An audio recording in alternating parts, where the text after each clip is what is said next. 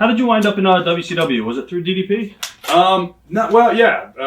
But I tell you what, before we get there, let me talk. I want to before I forget. Definitely. What happened was what really from this got me kind of into WCW because some of the people I met was I went from Peach State Wrestling, did the thing with WCW and did the jobs and met some people there.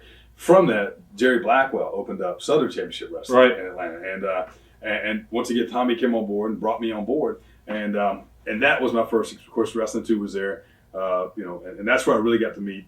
Well, I already knew Bob Armstrong and all of his sons, which I'm still really close to those guys, and God bless them. They taught me more than I could ever repay them for. But but that was my first introduction really to Abdullah. Really Jerry Blackwell. I never really knew Jerry, and then really Paul Lee. Paul Lee had been there when in WCW, but I once again, a lot of those guys I didn't dare talk to at that point because I was just I was a shoe shine boy.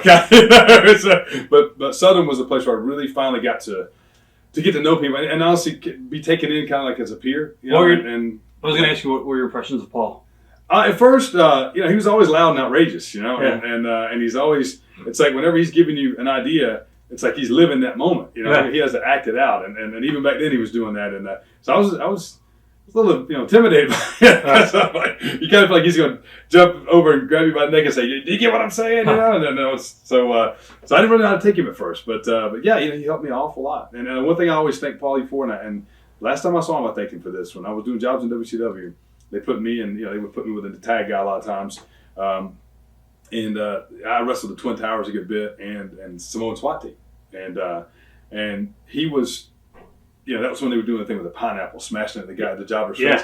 And, Paulie somehow took enough of a liking to me that he would always say, do the pineapple on the other guy. I don't know why, but once again, thanks Paulie for not hitting me in the face with the pineapple. But I think the thing that I took mostly out of that was they brought me in, gave me, had a couple matches. They hooked me up with this kid named Steve Pritchard, and we were forming this new young tag team. And I don't think we ever even had a name. We just kind of were a tag team. But and even at one point, I actually tag teamed with Jeff Jarrett. Jeff came in. I remember. And I actually came across an old picture in the magazine with me and Jeff doing a double drop kick on Nick Music, I think. And Jeff and I got a big laugh out of that. But being there and being a tag team, all of a sudden now, for the first time ever, I was really getting kind of a push among, some pretty big names, and of course at that time Southern was taking off because I'm telling you, everybody that wasn't under contract was there. Was there. I mean, and they taped on Sunday nights at a place called Miss Kitty's, which is a perfect 2-story, country nightclub, perfect atmosphere for a TV show. But that's the first place I really got to know Abby. How long did you actually work local indies? We broke in, like I said, April of '87. Up until we were really lucky, and the one thing that I'd like to stress throughout this whole segment is we were really lucky. I mean, we came along at a time we had, I think, some right people fall into our careers and our lives that really, really opened some doors for us that most guys don't get opened. And a guy in Middle Georgia named Ben Masters, which is his promoter name, started a company called Peach State Wrestling, Peach State Championship Wrestling, and at that time. He had a really good thing going, and he invited us to come up. I can't remember how we got in touch with him, but we were in Valdosta. He was in Cordele, Georgia, which is only like an hour away from each other. But and we started going up there, scared to death, because that was the only time we actually were wrestling somewhere kind of out from under the wing of our mentor, so to speak. But Fred was working on a lot of those shows too. So, but it was within a year. We went there, and it was just great because it was I think to this day, still the most successful promotion outside Georgia Championship Wrestling that Georgia's probably ever had. And he brought in so many talented people, so many legends that we had a chance to work with right out of the chute that most guys never get a chance to. So, I mean, we almost couldn't fail. Right? I mean, all we had to do was show up, and they could dance around us and make us at least not embarrass ourselves. So, was there a good indie scene in Georgia around this time period? That was the main one, but there was I mean, everything kind of centered around Peach State because it was right in the middle, just below Macon, Georgia. But there was a lot of good action going on. So we could Ben was still young, but he had people like Ted Oates kind of mentoring him and us, right? And so Ted, we get a call from somebody and we'd ask Ted, should we go work for these guys? And, usually based on what they said, we would. But yeah, there was a lot of action going on in Georgia at that time, which was, once again, we were really lucky that we had places to go work. Who was the one veteran that pretty much mentored you guys?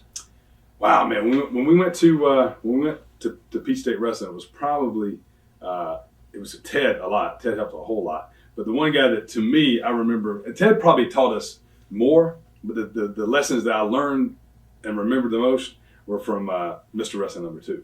And the story about him, you talk about a guy, have you guys ever done this? No, we never, yeah, no. You're talking about a guy who's very, very protective of his, his still his image, right. You can imagine back then. Oh, yeah. When we would go in the locker room, we wrestled usually at National Guard Armories, and there were a couple in that area that were really nice ones, big National Guard Armories.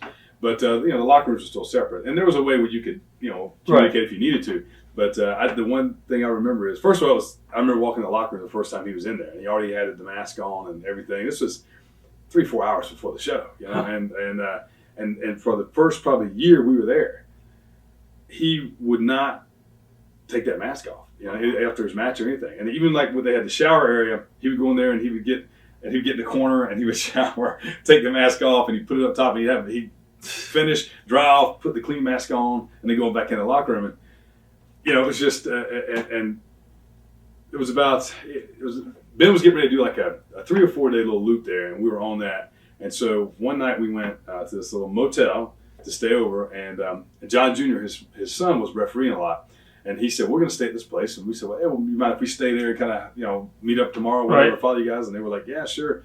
And so later that night, we get to the hotel, and he calls us and says, hey, we're going to order a pizza. Dad and I, you guys want to, get a pizza and come down and, have a couple of beers, whatever. Of course, we're like, trying to be cool. Yeah, sure. Yeah. We hang up, and we're like, hey, you ask us to come down to the room, right. So, like I said, man, it was such a thrill ride for us because we went from never thinking we'd be in the business to not only being in it, but really being accepted by some people that we really idolized, Right. And so we go down there, and I'll never, ever forget it. Walking in that room, I totally expected him to have the mask on. I just figured, well, we're not privileged enough yet, And there he is sitting on the phone. I think he was talking to his wife. They did have a mask on. And we tried so hard not to look like kids at Christmas, Right. And here we were, college grads, we were, but and then we spent that, the evening eating pizza, hanging out, having a couple of beers, and went back to our room, and we just sat there, just like, man, this is really something that he thinks enough of us to let us see him without the mask. And I remember him telling me later on that he thought so much of, keeping his identity a secret that even when he left to go out of, when he would wrestle out of towns, he would drive at least an hour before he take the mask off. And I've always remembered how much it meant to him to protect his identity and the wrestling business, Yeah. So that meant a lot to me. Let's talk about your athletic background. Were you a wrestling fan also growing up, or? Yeah, you know what? I think like most people who get into wrestling, I grew up really, just watching as a kid. My dad and my twin brother and I, we'd always go to the shows. We mainly went to Jacksonville Coliseum, and because we lived in Brunswick, Georgia, which was near the Florida line. So growing up, even though we only had still the 3 channel days, so to right. speak, I was able to we would watch Florida Championship Wrestling, and then when Georgia Championship Wrestling would come on as well, we got the best of both worlds. But I think it was Thursday night, we go to Jacksonville to watch. Not everyone, but a lot. So you grew up watching Dusty and all those guys. My 2, which I hope we get a chance to talk about. My 2 heroes growing up as a kid were Evel Knievel and Dusty Rhodes. Right. And I had the pleasure of getting to know Dusty on a very personal level, and meeting Evel Knievel one time, which was one of the biggest thrills of my life, and maybe we'll kind of talk about that at the right time too. So yeah. I ironically, I never thought that I never dreamed really. My goal wasn't to grow up and be a wrestler. I think every kid dreams to be a wrestler, when you're growing up.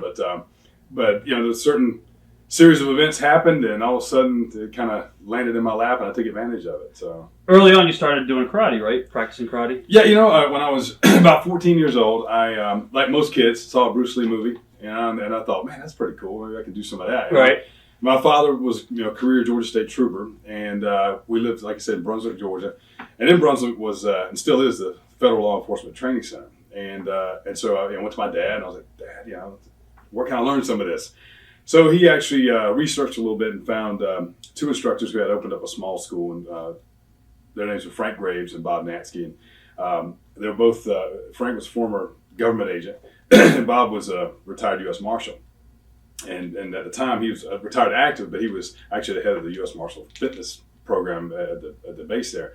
So yeah, I had no idea what I was in store for, but but they they've been my instructors in my entire life, and I'm still very close to them. They're father figures to me, and every time I think that I'm halfway decent at doing anything along those lines, I just go work out with them, and they remind me that I'm not, even though they're much older. Watch thousands of exclusive shoot interviews right now on TitleMatchNetwork.com.